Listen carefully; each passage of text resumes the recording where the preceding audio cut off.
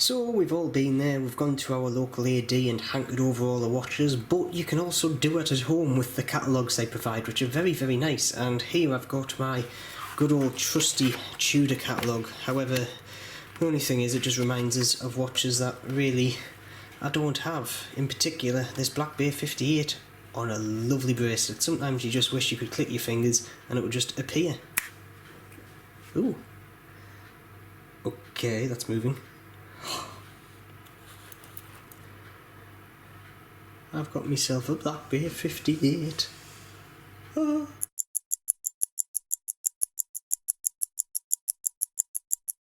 Hello and welcome to another video on the Grimwood Watch Modern channel. In this video I have a box, and I've been waiting for this box for nearly 4 months now, quite a long time actually, and it's more what's inside the box I'm excited about. And it's finally come, and I thought I would just share the experience of opening it to use for the second time. I've only opened this once, and that was at the AD to actually look at this watch that had come in. This is the second time I've actually opened it, and yes, it's a Tudor. Now, when I say 4 weeks, that gives a hint to what Tudor it is. No doubt the title of this video also gives it away, which to be honest is quite bad thinking, because I've just let the cat out of the bag. Yes, it's a Black Bay 58. However, in all honesty, when I went to pick this watch up, I got the phone call saying your watch is finally here after actually closer to 5 months, and yeah, come in and collect it. And I did the mistake of actually walking past the AD's window at the same time, and when I did so, they actually had a GMT on a NATO sitting in the window. So when I went in, I said, right, I want to have a look at the Black Bay 58, which obviously I've ordered. However, I also want to have a ganders at that Black Bay GMT that's in the window there. And in all honesty, on the NATO strap, it's only £10 more than the actual Black Bay 58 on the steel. And oh, I'm not kidding you, I was torn. I actually got my wife involved, saying, look, I've got these two watches, this is the one I've ordered, this is another one. The reason why I didn't actually put a deposit in on this one is because I was going to be left in this position where I couldn't choose between the both. And obviously the Black Bay 58 has prevailed, but yeah, I'm not going to actually have any gripes with that decision, because it's an absolutely beautiful watch. I basically spent nearly an hour in the store basically playing with it, putting it on. The store clerk actually sized it up perfectly. She looked at my wrist, goes, you need 3 links out, and she put 3 links out, and perfect fit. Now, I've worn, like I say, I haven't worn this other than in the store, but in the store you put it on and it felt like, you know, you've got a pair of shoes that you've worn for ages, and when you put them on it feels like you're not wearing any shoes. This is the watch equivalent. I put this on and it feels absolutely lovely. Now, just to go through a few of the specs, like I say, I'm not going to do a full out review video because I haven't worn it. I can't do it justice doing a review video now, it's not fair. However, it's obviously got that 39mm case. We have that lovely in-house movement, the MT5402, which is obviously Kosh certified as well, which is a lovely little touch from Tudor. We then also have basically this lovely 4 riveted bracelet. Don't get me wrong, I quite like it. A lot of people are put off with these kind of fake rivets, but I actually quite, like I say, I like it. It brings a bit of something to the watch. Now, in all honesty, I bought it on the bracelet because to buy one of these kind of after you've bought the watch is around about 600-700 quid, and I didn't want to pay that if I fancied a bracelet on this watch.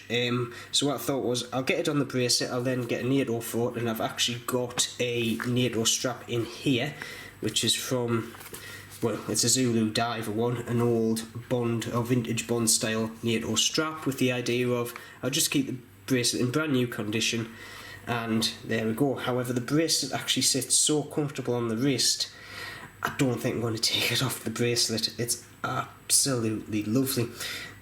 Bezel action, this is another thing about this watch I absolutely love. It's absolutely silky smooth, it clicks into place, there's no movement, no backlash. It is absolutely the best bezel action on a watch I've had in my hands. And I was going to say bar Rolex, because I have had my hands on a Submariner off a friend, and this isn't, I'm not even going to say far off, I would say it's on par. It is a lovely acting bezel. The movement, the winding is absolutely butter smooth. The setting of the watch yet again is butter smooth. It's just got enough resistance there to basically make it feel good quality. There's no grittiness, there's just a slight click when you wind it to kind of give you that lovely, what shall we say, feedback, and it's just full of charm. We've got that lovely top hat crystal on the top there, which is absolutely lovely, with a lovely speck on there. Oh no, I was going to say, I think that was a bit of spittle I put on that glass there, but here.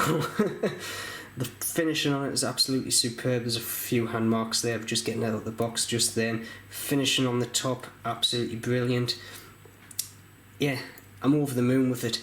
So, like I say, I haven't worn it, so I'm not going to do a review of it just yet. I don't think that's actually fair. I'm going to wear it for at least a couple of weeks and then get back to you on it. But I wanted to show you and kind of partake in some of my joy of getting this watch. My only regret is I didn't come away with the GMT. However, to come away with two watches around about 2.6k, yeah, like I say, that was it was a hard decision, put it that way, because I do like my big watches, and the GMT fitted on my wrist, especially on that NATO, absolutely lovely. And I didn't even think about getting one of them on the NATO, but that would have worked for me spot on. So anyway, I'm going to leave this video here. As always, if you haven't subscribed already, please subscribe. Leave your comments below. Do you think I've just been daft to spend all this money, or do you think it's a very good watch for your money? Because I do. I think this is getting up there with the quality, same quality as Rolex. I know I'm going to get a lot of hate there for that, but I've had a couple of Rolex through my hands, and this is definitely, if you put the crown on there and named it as a Rolex, I think you would have a very hot seller. But obviously Rolex don't like thinking outside the box, but Tudor have obviously got the free rein to do that, and I think they've hit it out of the ballpark with the Black Bay 58. But as always, keep safe, and I shall see you soon.